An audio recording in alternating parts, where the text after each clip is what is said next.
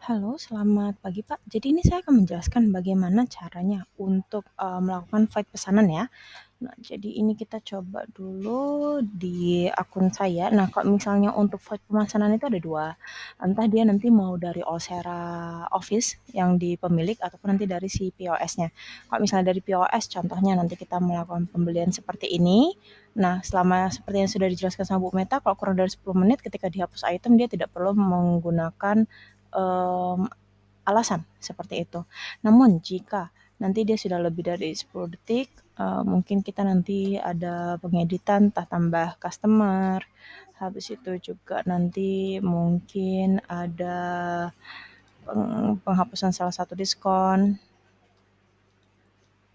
di sini. Nah, jadi dia kalau misalnya di battle item, oh maaf, kalau misalnya dia di battle item,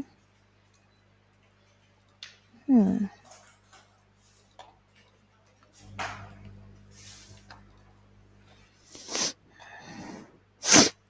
sebentar.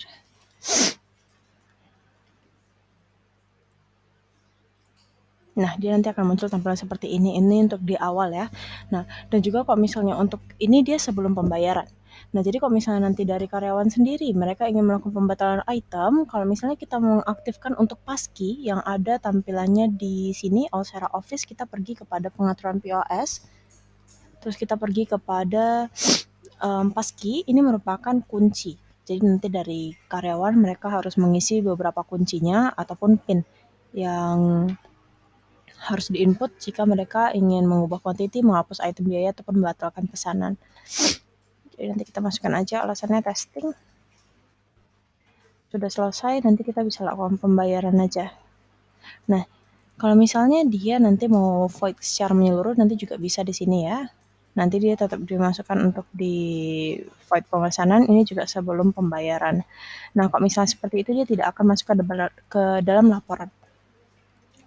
Namun, jika kita sudah lakukan penjualan, contohnya, kita pergi kepada transaksi.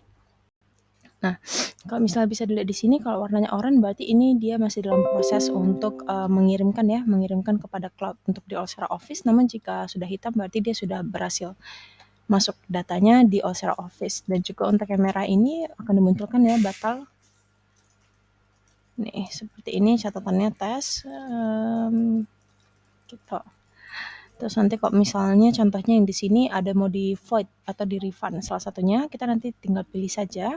Bedanya kalau di Olsera, kalau di void dia hanya memvoid pesanan saja, namun kalau misalnya untuk refund, dia nanti bisa mendapatkan pengembalian. Jadi contohnya pengembalian barangnya ingin di sini, di 10.000.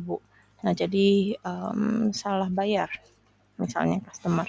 Nah, nanti konfirmasi 10.000, uangnya akan ketarik 10.000, terus juga nanti itemnya akan balik lagi jika dia berupa retail. Dan juga nanti untuk angkanya dia nanti juga bisa di Olsera kita refundnya kan bisa bagian atau pengembalian penuh. Pengembalian penuh berarti semuanya 25.000 dikembalikan. Kalau misalnya yang pengembalian sebagian, dia berarti nanti bisa berupa total itemnya, kuantitasnya di sini ataupun si nama itemnya gitu. Itu yang pertama. Dan juga kalau misalnya contohnya dari pos, nah nanti kita juga bisa sebenarnya pergi kepada fitur penjualan. Jadi untuk fitur penjualan ini dia lebih rinci lagi ya. Dia nanti bisa untuk kita pembuatan invoice, pemesanan PO dan sebagaimana bisa dari penjualan di sini. Nah, nanti kalau misalnya ada yang sudah selesai nih. Contohnya itu sudah selesai di sini. Nah, kalau misalnya mau diubah itu masih bisa, tapi yang bisa mengubah status ini hanya sebagai pemilik. Di luar dari pemilik dia tidak bisa mengubah. Gitu.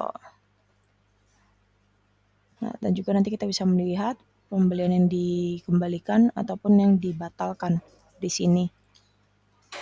Dia sesimpel itu aja. Tapi kalau misalnya untuk yang dari back office di sini dia lebih full gitu ya, Pak. Jadi misalnya contohnya di sini kita batalkan.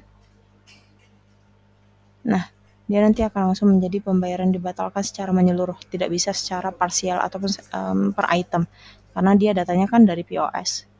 Nanti kalau misalnya kurang jelas atau ada yang mau dirincikan bisa tanyakan saya kembali. Terima kasih.